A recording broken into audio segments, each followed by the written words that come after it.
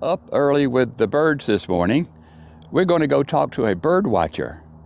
John is a walker in our walking group, and he tells us about birds all the time. He spots them in the trees and the skies, and even when we're on vacation, we send him pictures of birds, and he identifies them. So I know nothing about bird watching, but John's going to fill us in all about bird watching.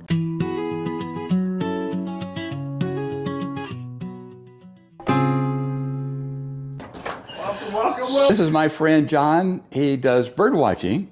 He's also in our group of walkers Monday, Wednesday, and Friday, and he always points out birds around the community. How did you get started? That's a good question, Robert. And good morning, Robert. Good morning, everybody, wherever you are and all that kind of stuff. I kind of always sort of like nature stuff. And, back before I started bird watching, I got a couple of books. I had a book on how to identify trees, and a book on how to identify mushrooms, and a book on how to identify birds. And I thought, I also like photography. And I thought, if I lived in Africa, that'd be great. I'd take pictures of lions and elephants, all that kind of stuff. But wildlife around here, because I never was like a professional photographer or anything like that, but as a hobby, it's fun to take pictures of wildlife. It's exciting, and one of the things that's always around, no matter where you go in the world, pretty much, is birds. Birds are all over, aren't Birds they? are all over, and they're great. And so I started out just sort of with general interest in nature and got more interested in birds. And so, do you have any special type of equipment you use, like binoculars, I'm sure, and a camera, you said? I do. To start off, you don't need anything. You just need an interest and stuff. But one of the first things I bought was a little field guide. It's the Audubon Society Field Guide of North American Birds. I think I bought this in the early 90s. Okay. Wow. So I'm sure they have updated and better versions. But it was one of those birds, and you could go and you'd say, Do they have a photograph in there? Yeah, wading birds or duck-like birds or tree birds, and you'd find your bird and look it up, and it would tell you all about it.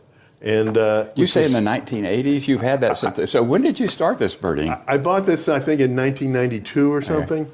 But I wasn't a serious birder. I was just generally interested in nature, and so the thing that I did there, which I think is the best kind of birding, is I wasn't really trying to say how many birds I can see or do great photographs. I was enjoying the moment. That's something I enjoy about our walking group in the morning. Is every morning when we get up, it's like, sometimes it's the break of dawn and I'll see a beautiful sunrise and enjoy the moment. And bird watching is kind of that sort of smell the roses kind of activity. You stop a minute and you go, wow, that's something that's around all of us, but we really like it, enjoy it. I got a question. Sure. Is there anything to that early bird thing? There birds is. come out in the morning? There is. You can see birds anytime, but I think the best time is fairly early morning. When it's cool, sometimes it's a little bit after sunrise, as it starts to warm up and the sun's out. Some of the birds will come out to the tops of the trees or the outer parts of trees to warm themselves in the sun, and it's easier to see them. Anyway, I have a couple of birds, and a couple of books on birds which I thought were interesting. The current Audubon guides are great. Sibley's is an interesting book because it's a little different. There's no photographs in it. Wow. There are hand-drawn pictures of all the birds. Oh, wow. So in a way you go, well, why isn't a photograph better? But when somebody's drawing a picture, they'll make sure they put in the key things to identify them, which you may or may not see in a photograph, I got another question. Do you identify birds, let me get my camera straight. Yes. Do you identify birds mostly by their song, the sound, or the way they look? I do by look, because I'm not. I think I've run into some really great people who bird by ear, and that's a great skill. I'm still learning that. I've probably got a couple of dozen birds that I do pretty well by ear, but I've probably got 100 that I can do pretty well by sight. But I'm always looking them up because I'm always not sure, and that's one of the reasons why I kind of have switched from a nice pair of binoculars, which is a great way to start, to a fancy big camera with a long lens, so that when I see one, if it'll hold still for me, and then I Wow. can take the picture, go home, and compare it to my My books gosh. and everything. What is that thing? What kind of telephoto magnification do they have? This is a Nikon, and the telephoto is a zoom lens. It goes from 180 to 600 millimeter, which, when you're looking at little tiny birds far away at the top of trees, Yes. you want the longest zoom lens you can get. How far can you see one? Maybe Well, half a mile? That's a little far in. Yeah, it's a little far. But there's many birds I'll go and I'll say, ooh, what's that at the top of the tree? And I'll zoom in and I'll take the best picture I can, and then I'll zoom in some more on the screen and I'll go, oh, that's a pine cone. No. Or I'll say, oh, that's a black and white warbler. That's really cool. And so that helps me see more than I can without the tools and technology. And in fact, I kind of don't use the books anymore because there's new technology.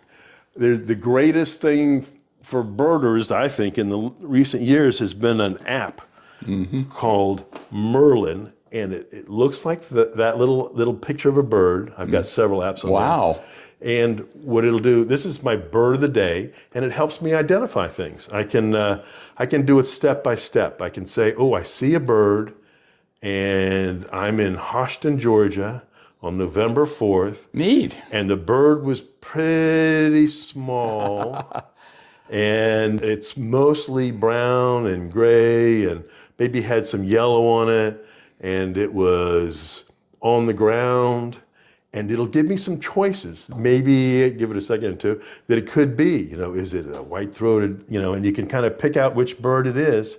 It'll give you suggestions. Does that build an inventory too of bird spottings for other people to know that you saw this particular bird in this location? This does not, but there's another bird application called eBird. That's the little, I wouldn't suggest people start with eBird if you're just starting birding. Start with Merlin. It's free. You don't even have to pay your couple of dollars for like most apps. And it's updated all the time. And it's the best. But there's something called eBird, just, like eBird. Yeah. And they have a website. And they have all kinds of more information. If you record your sightings there, it becomes part of the scientific community that says, are the birds doing well? Is that species doing well, or is it in decline? That kind of thing. Is that a free site? Or It's a free site as well. And I do go on eBird. And it also has other resources, like you can look on there and say, what are hot spots? That is where other birders have said, saw these birds. And you can look at a map and you can say, I live here. And when I've done this many, many times, within 20 minutes of me, there's half a dozen hot spots where hundreds of birders have recorded what they've seen all through the year, and I can know what to kind of go and look for and help me find. So technology's really like made bird watching kind of sophisticated, I guess. It really has, especially the Merlin, because we did the step by step, but also I can turn on sound and it'll listen for the bird songs. Wow. And wherever it hears a bird, it'll pop it up. And it's a game I kind of play when I'm out bird watching. Is I'll hear a bird and I'll go, all right, is that a northern cardinal? And then I'll look. It says northern cardinal. I got that one right, You give it a try first. And then I give it a try, and then and this. And it'll also do it by pictures. You can take a picture or use one of my pictures in here, and it'll identify it, the bird from the picture as well. So, what are the most common birds you see right here near your house? Because I know you got bird feeders. I do, and I'll show you the bird feeders just because there's lots of kinds.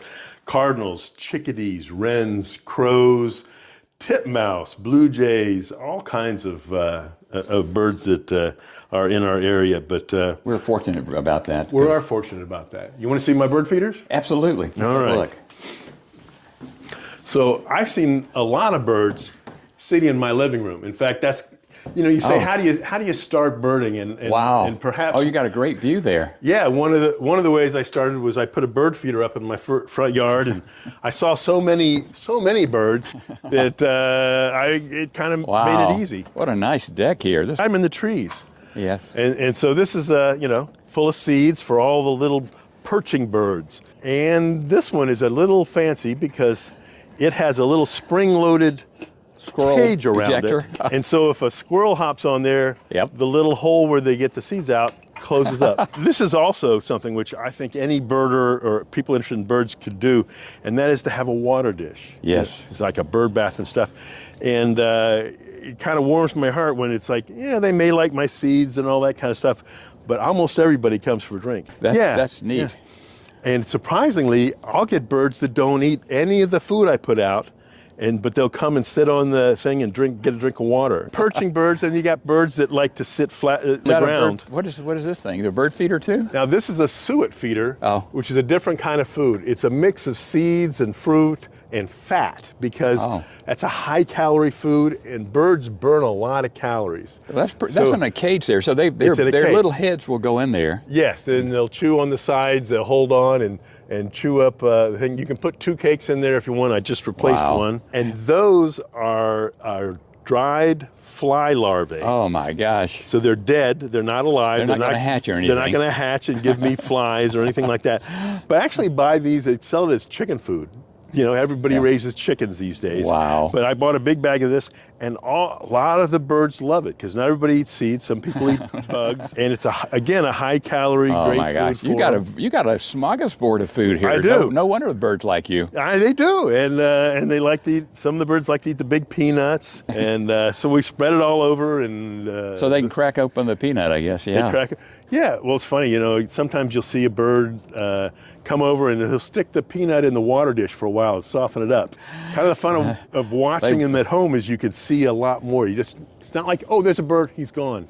You watch them, their whole behavior, and all, but... yeah, the trees are right here, so you can sit right here and watch the birds, huh? Yeah. In fact, I saw black vultures this tall sitting out here, wouldn't eat any of this stuff, but came for a drink of water. Those are ugly things, aren't they? They are ugly, beautiful. Only a birder would say a vulture is beautiful. It's true. Anyway, but you can also get hummingbird feeders. My advice to people putting out feeders are, if you've never done it before, don't worry if they don't show up the first day. You just keep the food out there. They'll learn where it is. The word will get out, and the birds will come. The other thing I would say is, it's a little bit of work, because you should, every couple of weeks, maybe more often, clean them out. Okay. I got a hose up here, and I will hose them out. You know, when you're doing a bird feeder, you're getting a lot of birds in a small area. And if you have a bird that's not feeling well, you don't want all the other birds to get sick too. So you clean them out. Hummingbird feeders, the same way. Every time you do it, you should clean them out a little bit. Now, hawks are enemies of these types of birds that eat here. Yes, there are hawks that'll eat birds, and there are hawks that just eat squirrels and rodents and lizards and things like that as well. So we get all kinds here. Okay, what do we have here? Hey, Robert. So people say, what do you do with your pictures? And mostly it's for me, just I get a picture to help me identify a bird, but I also like sharing them. I took some of my favorite pictures and put them in a screensaver. So I have it like showing on woodpecker, right? Red-headed woodpecker? Yes, that's an acorn woodpecker. This, you remember we just looked at our bird feeder outside? That's out on your deck right here? That's the blue little dish that has a seed on it. That's on my back deck. Oh God, look at those eyes. Oh my gosh. That's a palm warbler. That was taken at a park about 10 minutes away. He's feasting on your fly larva, right? Actually, that's a caterpillar he got out of a tree. Oh. White-eyed vireo. Again, these are all local birds around my house.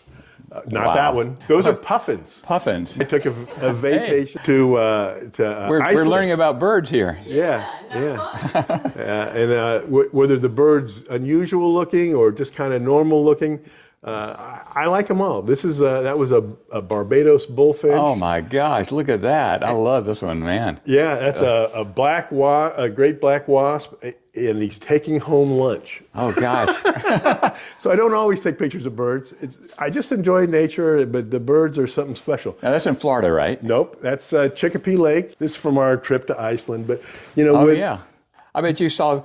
Have you found common birds in different parts of the world are different? You took that? I took that. That's again local park, 20 minutes away. Oh gosh, that's a big copperhead. No, I've seen a pigeon in like the Caribbean. It's completely different than the pigeons here. That's right. That's right. And so I have a mix, and it's kind of the fun of travel. Whether you're doing a real birding trip, or you're doing a family vacation, or even a work trip.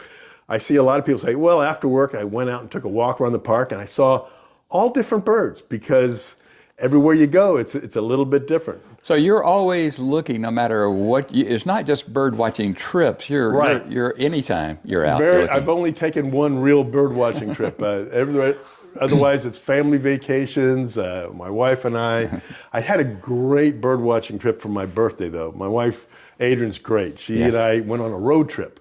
And we drove down to North Florida, Gainesville, Florida, where we met when we were in college. And we went out bird watching, and we saw so many great birds. And we went down to Okefenokee Swamp. Oh my gosh! And saw it. This is a gray catbird. I remember. I know the catbird sound. Yes. Yeah. It really does sound like a cat. It does. That's a pretty bad picture, but I hope that's a long-tailed duck. It's a little tricky. This is one of my favorite pictures. This is a double-crested cormorant eating a batfish. Look at his eyes. It's like, I think I took too big a bite here. I know, big old bird. But I like everything from, trees, a blue-tailed skink. What? That's a blue-tailed skink getting away before I get his picture. Oh my! Or a banana and a yellow legs. Again, eat. I love it when I catch a bird eating. They are really, isn't it nature just amazing? It's just beautiful, isn't it? It is. It's great. It's all free too. Yeah. Sure. Chestnut-sided warbler. Again, these are local birds right around where we live. Wow. Took that one. That yellow. Yeah. They blend in so good. Really. Oh my gosh! What's this one? And if things get quiet, take a picture of a bee that's buzzing. Isn't that amazing? What nature is, just absolutely amazing. It is. Now this is in Iceland, right? This is Iceland. Puffins. Yeah. Yep. And well, didn't you take you went to the South Pacific? I did. Trip of a lifetime. We got to go to see Hawaii and Tahiti, a long cruise. And everywhere I went, I'd go out with my camera, binoculars, and look around and see the local birds, and everything's again a back deck picture seen from. Oh my gosh! This is my window. Got a crow out there now. They say. Yep. Yeah, a loon in Lake Lanier. I should have brought my crow call. I have a crow call I got when I was 16 years old. We could make friends with the crow. You want to look out the window, see if we see the crow? Sure. Is he eating peanuts? Yes, crows like peanuts. Oh, he's got a big peanut in his mouth. Oh wow! Look at that crow. Yeah. Oh, he wants two. He's got. How many can you carry away at one time? Oh, there he goes. Amazing. So you were really running. What do they call it? Aviary. Aviary. Yeah. Aviary. Yeah. You got an aviary going here. Well, it's a lot of fun, and that's the thing. I enjoy going out on long walks in parks, on trails, and nature, and who knows what you're going to see. But you can be a bird watcher sitting in your armchair looking out the window at your bird feeders or what's in the trees. You don't have to go far to do this. You don't have to go far. Going far is fun. You don't have to have a fancy camera, but I think having a camera is fun. If you're starting out, I would just download Merlin and learn the birds that you see, because I think the more you learn about birds, the more fun it is. Well, John, you've been great. Thank you so much for me, for my viewers, and I hope we're looking for a good pastime in retirement. It sounds like this is it. Just go out on your deck and put some bird feeders out and get Merlin. Get Merlin. Maybe some binoculars or camera if you really like it. Check it out first. But anyway, enjoy the moment. Smell the roses along the way, and enjoy yourself. You're a good man. Thank you so much. Thanks, Robert. So I just left John's house. Wasn't that great? That was absolutely great. That passion he has is definitely real, authentic passion, and he really enjoys the bird watching.